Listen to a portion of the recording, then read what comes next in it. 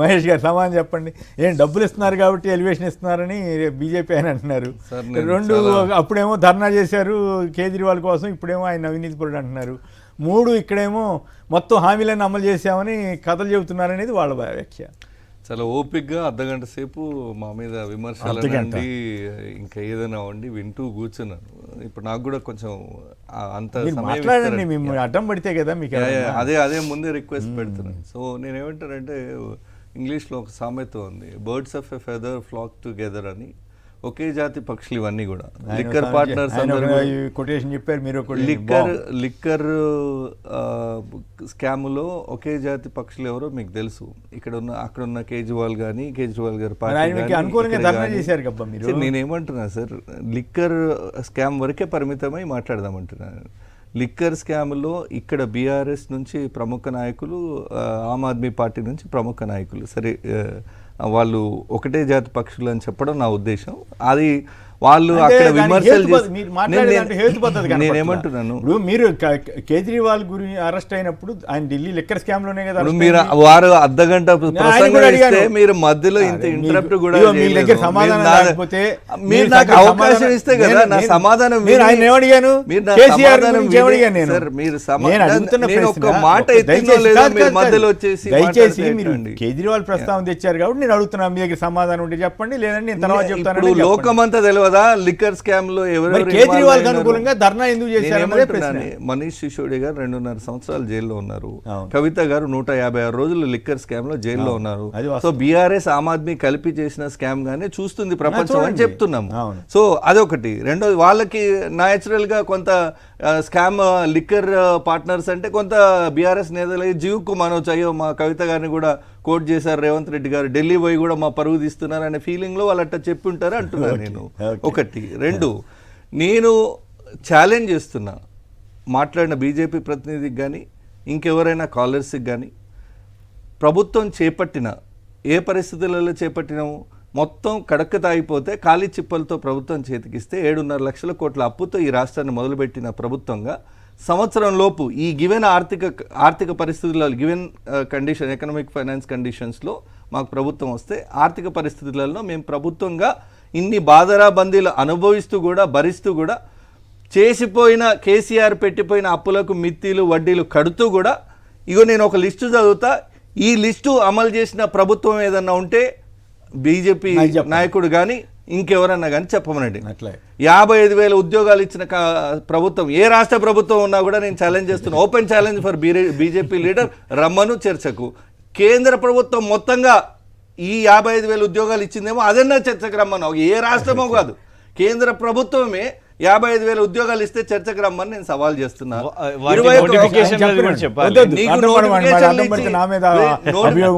నోటిఫికేషన్లు ఇస్తే మీరు నేను వద్దన్నమా? నోటిఫికేషన్లు ఇచ్చి పరీక్షలు రాపిచ్చి ఎగ్జామ్లు ఇచ్చి అంటే అంతా అయిపోయి ఇంటర్వ్యూలు కండక్ట్ చేసో లేదంటే రిజల్ట్స్ పెట్టో ఉద్యోగాలు ఇస్తే మేము అడ్డుపడ్డామా? కేసీఆర్ 10 మనం అడ్డుపడలేదు కదా సార్. మనం ఎగ్జామ్స్ పెట్టినాం, వాళ్ళకి నోటిఫికేషన్స్ ఇచ్చినాం. 21,000 కోట్ల రుణమాఫీ ఒక రాష్ట్ర ప్రభుత్వం ఏదైనా చేసిందంటే దమ్ముంటే చర్చకు రమ్మని బీజేపీ వాళ్ళని సవాల్ చేస్తున్నా. క్వింటాల్కి 500 రూపాయల బోనస్ రైతులకు, ఒక క్వింటా మీద 500 రూపాయలు, ఒక్కొక్క రైతుకు 1,00,000 రూపాయలు, సన్న బియ్యాలకు 1,00,000 రూపాయలు అన్ని బియ్యాలకి ఇస్తామన్నారేమో. ఇంప్లిమెంట్ నేను ముందే చెప్పిన ఏం లేదు, ఖజానా ఉన్న దాంట్లో సర్దుతున్నాం ప్రజలకంటే. ఇచ్చినప్పుడు కూడా మీరు తెలియదు, అన్ని అబద్ధపు బడ్జెట్ నే తప్పుదో పట్టించి, హౌస్ నే తప్పుదో పట్టించారు. మా బట్టి విక్రమార్క గారు సార్ అంత క్లియర్ గా హరీష్ రావు గారు ఎంత మోసం చేసారో బడ్జెట్ లో కూడా, సభను ఎట్లా తప్పుదో పట్టించారో నెంబర్స్ తో సహా ప్రూవ్ చేశారు. ఇప్పుడు మళ్ళీ చర్చ పోతే అది పెద్దది అవుతుంది. 10 లక్షల ఆరోగ్యశ్రీ పెంచినటువంటి ప్రభుత్వం ఏదైనా ఉంటే, పేద ప్రజల ఆరోగ్యానికి మాది భరోసా అని చెప్పిన ప్రభుత్వం ఏదైనా ఉంటే చర్చకు రమ్మని కోరుతున్నా. మహిళలకు ఫ్రీ బస్ సౌకర్యం అదర్ దాన్ కాంగ్రెస్ పార్టీ ప్రభుత్వం కర్ణాటకలో ఇంకేదైనా ప్రభుత్వం ఉంటే 10 ఏళ్లలో కేసీఆర్ అది మంచిగా కాదా అనేది పక్కన పెడితే పర్ఫెక్ట్ గా అయితే మంచి అంటే కొంతమంది సౌకర్యం వాళ్ళకి ప్రత్యామ్నాయ ఉపాధి మార్గాలు అన్వేషిస్తుంది ప్రభుత్వం. కానీ పేద మహిళలు ఇంటికెళ్ళి అడుగు బయట పెట్టి ఆర్థికంగా స్థిరత్వం పొందడానికో ఒక ఇండిపెండెన్స్ సాధించడానికి ఇది ఉపయోగపడుతుంది అంటున్నా. సో ఇది ఇచ్చిన ప్రభుత్వం అంటే చర్చకు రమ్మని సవాల్ చేస్తున్నా. కొత్త రేషన్ కార్డు రేపు 26వ తారీఖు నుంచి ఇస్తాము. పాత కేసీఆర్ ప్రభుత్వంలో ఒక కొత్త రేషన్ కార్డు ఇచ్చిన పాపన పోలేదు, మేము ఇవ్వబోతున్నాం, ఇండ్లు ఇవ్వబోతున్నాం. 12,000 రూపాయలు రైతు భరోసా గతంలో కేసీఆర్ ఇచ్చింది మీకు తెలుసు ఎంత అమౌంటో, 10,000 మేము 12,000 ఇస్తున్నాం. ఈ ఆర్థిక పరిస్థితుల్లో కూడా రైతులకు 15,000 ఇస్తామన్నారేమో అందాము, పెంచుతాము. అంటే ఉన్న ఆర్థిక పరిస్థితులను బట్టి పెంచుకుంటూ పోతాము. తర్వాత భూమి లేని పేదలకి ఈ దేశంలో ఏ రాష్ట్ర ప్రభుత్వం అయినా 12,000 రూపాయలు కౌలు రైతులకు ఇచ్చే కార్యక్రమం, వ్యవసాయ కార్మికులకు ఇచ్చే కార్యక్రమం ఎవరన్నా ఏ రాష్ట్ర ప్రభుత్వం అయినా చేస్తే దమ్ముంటే చర్చకు రమ్మని నేను సవాల్ చేస్తున్నా. ఉచిత విద్యుత్ సిలిండర్ 26వ తారీఖు నుంచి అమలు అవుతుంది సార్. 26వ తారీఖు వాళ్ళకి అకౌంట్లలో పడిపోతాయి. సిలిండర్ 500 రూపాయలకి, ఉచిత విద్యుత్ 200 యూనిట్ లోపు కాల్చే ప్రతి పేద ఇంటికి ఉచిత విద్యుత్ ఇచ్చిన ప్రభుత్వం. తర్వాత సన్న బియ్యం రేపు ఈ రాబోయే రోజుల్లో సన్న బియ్యం ఇవ్వబోతున్న ప్రభుత్వం. 50% డైట్ ఛార్జీలు పెంచినటువంటి ప్రభుత్వం. పేద పిల్లలకు ఆంధ్ర అని తిడతాం కదా సార్, ఆంధ్ర 10 ఏళ్ల కింద ఆంధ్రాలో ఇచ్చినటువంటి డైట్ ఛార్జీలు మాత్రమే బీసీఎస్సీ పిల్లలు, వసతి గృహాల్లో ఉన్న పిల్లలకి ఇచ్చినటువంటి పరిస్థితి కేసీఆర్ ప్రభుత్వంలో. మేము రాగానే 50% పెంచినాం. సో నేనేమంటున్నా, ఇన్ని సంక్షేమ కార్యక్రమాలు ఒక పక్క, ఇండస్ట్రీకి దాదాపు 80,000 పెట్టుబడులు తీసుకొచ్చి 80,000 కోట్ల పెట్టుబడులు తీసుకొచ్చి ఈ రాష్ట్రాన్ని అభివృద్ధి చేయడానికి ఇంకో పక్క స్కిల్ ఇండియా అనే ఒక ప్రోగ్రామ్ తీసుకొని అన్స్కిల్డ్ వాళ్ళని స్కిల్ అప్ చేసి వాళ్ళకి ఉపాధి అవకాశాలు కల్పించేది ఇంకో పక్క, అనేక కార్యక్రమాలు మా ప్రభుత్వం చేస్తూ ఉంటే ఓరినిగా ఊకున్నారు కదా అని ఎట్టేటి ఏకరువు పెట్టి. ఇప్పుడు నేను I will come to the point. ఇవన్నీ అమలు చేస్తున్నాం కాబట్టే ఈ దమ్ముతోనే ఇప్పుడు నేను ఎట్లయితే ఛాలెంజ్ చేసినో, ఏ నాయకుడన్నా రమ్మను చర్చకని సవాల్ చేస్తున్నానో, ఏ రాష్ట్రంలోనైనా దమ్మున్నోడు ఎవడనో ఇవన్నీ ఇంప్లిమెంట్ చేసినాడని సవాల్ చేస్తున్నానో, అట్లనే రేవంత్ రెడ్డి గారు ఢిల్లీలో కూర్చొని ఢిల్లీ ప్రజలకు మా రాష్ట్రంలో నేను ఇవి అమలు చేస్తున్నా, మా ప్రభుత్వం అమలు చేస్తుంది, రేపు కాంగ్రెస్ని ఆశీర్వదించే అవకాశం ఇస్తే మీకు కూడా ఇలాంటి కార్యక్రమాలు అమలు అవుతాయి అని చెప్పడానికి ఒక ఐకానిక్ ఫిగర్గా, సక్సెస్ఫుల్ లీడర్గా అక్కడ నిలబడ్డాడు. నేషనల్ లెవెల్కి వెళ్ళినట్లే డెఫినెట్లీ.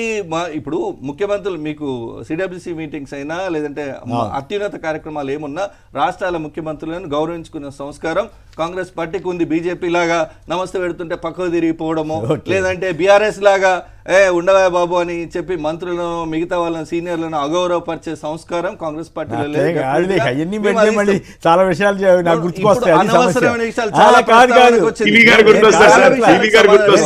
సరదాగా నాకు శిల్పిగా నాకు కొన్ని ఇష్యూస్ గుర్తుకొస్తాయి. ఉదాహరణకి రాజీవ్ గాంధీ గారు వచ్చి అంజయ్ గారిని నిలబెట్టి ఆయన ఒక్కడే తిరిగితే అది పెద్ద ఇష్యూ అయింది. కాబట్టి ప్రధాని అయిన పివి గారిని అని వీరంటారు. పివి గారిని అంటే కాంగ్రెస్ పార్టీ ఏదో చేస్తే ఆయన గౌరవించుకున్నట్టు ఆయన పార్టీ భారతరత్న ఇచ్చారు కదా. ఎందుకు ఇచ్చారంటే ఎందుకు ఇచ్చారు? పివి గారు ప్రధాని అయితేనే కదా ఇచ్చింది. పివి గారు మాజీ ప్రధాని కదా ఇచ్చింది. పివి గారిని ప్రధాని ఏం చేసింది? ఆయన పార్టీయా ఈయన పార్టీయా? మరి మీరు 10 ఏళ్ళు ఎవరి పార్టీ? పివి గారిని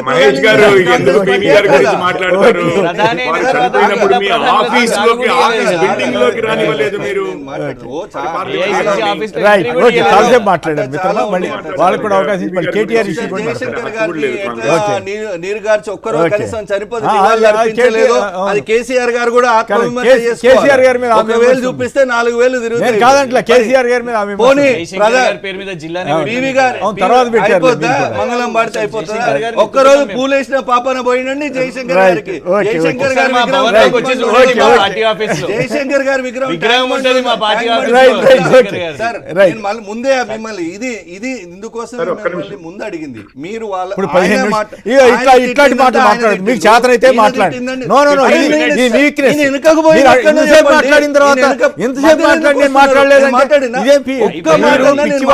దయచేసి మీరు మాట్లాడినదే మాట్లాడి వాళ్ళు మాట్లాడారు. ఇంకా నాకు 15 నిమిషాలు మాట్లాడారు. వాళ్ళు కూడా మీరు ఆబ్జెక్ట్ రాహుల్ గాంధీ గారు మీరు ఏ విషయంలో చేత కాకుండా వెనకపోయినా చెప్పండి. మరి మీరు ఏ విషయంలో నేను చెప్తూ మొదలు పెడితే ఖచ్చితంగా అయ్యి అయిపోతుంది. చెప్పండి. మరి నేను ఎవరినైనా ఒకే మాట ఒక్క నిమిషం. ఎంతసేపు మాట్లాడి నేను మాట్లాడలేదంటారు. నేను సమాధానం చెప్పాను. మీరు ఇంత చెప్పారు కదా, అయితే మీరు మాట్లాడుకోండి. మరి మీరు అడిగితే కుదరదు. అడిగితే కాదు సార్, మీరు అంటే మీరు అడిగారు అంటేనే మీరు రిప్లై ఇవ్వాలి, వాళ్ళతో మీరు తిట్టిస్తారు, ఎంతసేపు మాట్లాడారు? రిప్లై ఇవ్వడానికి అవకాశం ఎంతసేపు ఇవ్వకపోతే ఎట్లా? తీసుకుంటారు? మరి ఆగండి ఒక 2 నిమిషాలు. రైట్. వాళ్ళు ఆయన అరే అర్ధగంట, ఈయన అర్ధగంట ప్రసంగం. మళ్ళీ తర్వాత కేటీఆర్ ఇష్యూ వస్తే మీరే మాట్లాడరు. నేను మాట్లాడిన మొదటిసారి నుంచి ఇంటరప్షన్స్ ఎక్కువ ఉన్నాయి. ఇవే అసెంబ్లీలో మాట్లాడినట్టు ఇక కథలు చెబితే అట్లా అసలు అసెంబ్లీలో ఇట్లా ప్రజలు కూడా అరగంట సేపు చూస్తున్నారు. మాట్లాడి ప్రజలు కూడా కాదు కాదు చూస్తున్నారు. కేటీఆర్ ప్రజలు వీళ్ళు కూడా కూడా చూస్తున్నారు. అసెంబ్లీలో మాట్లాడి కరెక్ట్ నన్ను అసలు కాదు. మాట్లాడిన నేను ఒక అధ్యక్ష మాట, అంటారు ఇట్లా ఇండియా కూటమి ఎక్కడదని కొంతమంది అడుగుతున్నారు. ఇండియా కేసీఆర్ కూటమి గారు, ఉందో లేదో నేనైతే మ్యూట్ లో కరోనా ఉన్నానండి ప్రభువులకు ఇంతసేపు. తెలవాలా? తమిళనాడు ఇండియా కూటమి అధికారంలో ఉంది, జమ్మూ కాశ్మీర్ లో ఇండియా కూటమి అధికారంలో ఉంది, లేదా సార్?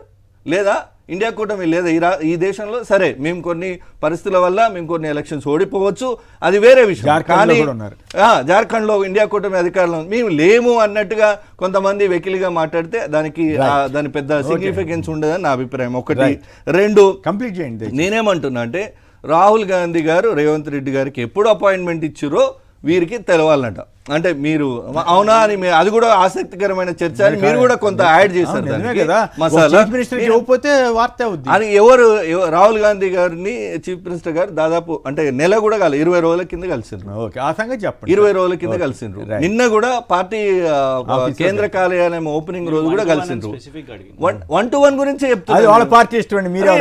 కేసీఆర్ గారు అధికారంలో ఉన్నప్పుడు మంత్రులు కూడా నీతులు చెప్తున్నాడు, ఈడ కూర్చొని నీతులు చెప్తున్నాడు. హోమ్ మినిస్టర్ వస్తే హోంగార్డ్ పంపించింది గేట్ దగ్గర పర్మిషన్. హోంగార్డ్ ఇప్పుడు మీకు నచ్చింది చెప్పినప్పుడు ఏమో సంతోషంగా వింటారు, మీకు ఇబ్బంది వచ్చినప్పుడు నా మీద బురదేస్తుంటారు. ఓకే, ఒక్క నిమిషం, టైం అయిపోతుంది, మొత్తం ఈ ఇష్యూకి వెళ్ళిపోతుంది. Right, okay right, okay okay right, okay okay okay దీన్ని తప్పని ప్రూవ్ చేసి ఇప్పుడు మాట్లాడండి.